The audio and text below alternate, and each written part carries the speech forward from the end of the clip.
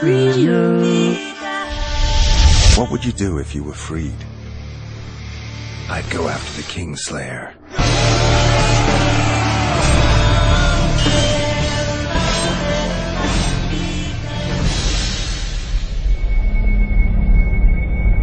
The Witcher 2 Assassins of Kings raises the stakes.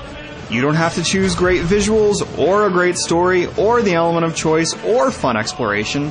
Instead, you get to have it all, right here, right now, in a single game. But let's back up a bit. The Witcher 2 does have some problems, noticeable ones. And yet when all is said and done, it's clearly a special game. Phenomenal visuals set a dark tone that the game runs with. Personal and political stakes mingle to the point where the choices you make don't just affect you and those closest to you, they impact sorceresses and kings, and thus change how your adventure plays out. This role-playing game is absorbing and exciting, and it's stuffed with moments you will remember for some time. After the 30 hours or so it might take you to finish it.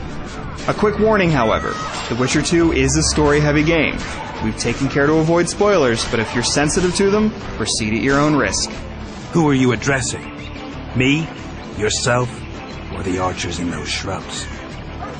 So what makes The Witcher 2 so amazing? Well, we can start with the visuals, if only because they'll immediately draw you in. They're certainly technically impressive, offering up gorgeous lighting, authentic water effects, and fire that looks terrifyingly like the real thing. But this is the incredible sweet spot where technology meets art. Feathers fly off of harpies as you attack them. The most mundane sights, like walls and columns, aren't just copies of textures, but look meticulously crafted. These might sound like little things, but when every little thing shows so much care, those little things add up to an extraordinary artistic vision. The game might tax your hardware, and some frame rate dips and stiff facial animations occasionally distract, but they distract only because almost everything else looks so stunning.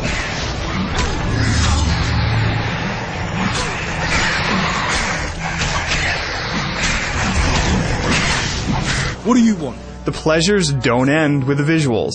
You again play as Geralt of Rivia, the monster hunter from the first game. The original Witcher ended with an assassination. The sequel continues that thread. The story combines the personal with the political. Geralt has been blamed for the murder, and so he must find the actual assassin and clear his own name. And he still seeks clues to his murky past. But his search for both gets him swept into complex political intrigue involving rulers, sorceresses, and other characters, all of whom seem to be hiding something.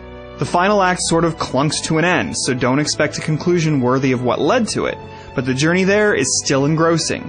Sex and violence are both important themes, and they're often juxtaposed in ways that reinforce the maturity of this tale.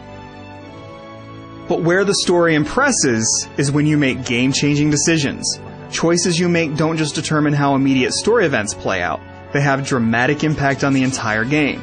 The characters at your side, the enemies you face, and plenty more differ based on your decisions. And these aren't good or bad choices. Your decisions are morally ambiguous. Geralt isn't a hero or a villain, he just seeks the truth. And your decisions aren't based on doing simple right or wrong. These choices stand out all the more for the memorable moments that surround them. There are great story moments to be sure, but the gameplay sequences are even more outstanding. A lengthy battle in a golden mist, a sequence in which you change identities, and many more events will be etched in your brain for quite a while. Part of the fun comes from the combat, which is more traditional than that of the original Witcher. Swordplay involves slashing, tumbling, and blocking. And to further keep the odds on your side, you cast magical signs and lay traps or throw bombs.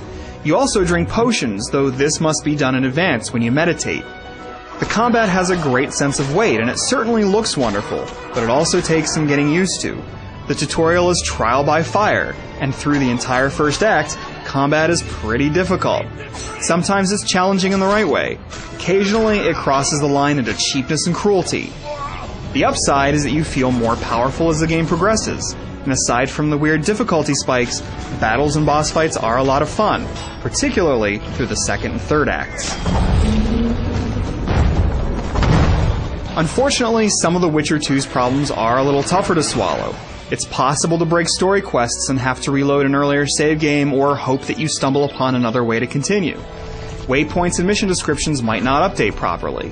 And the interface needed some tightening up too. You can't easily compare your own equipment with a merchant's, for example, or easily sell vendor trash. The problems are unfortunate because The Witcher 2 is so gorgeous, so dark in tone, so mature, and so involving that you'll be swept away. And what a world to be swept into.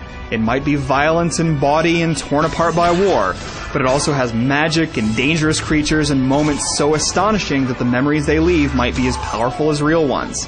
So, do yourself a favor and get lost in The Witcher 2, Assassins of Kings. Like a great novel, you'll want to return to it again, if only to be part of a world you never wanted to leave.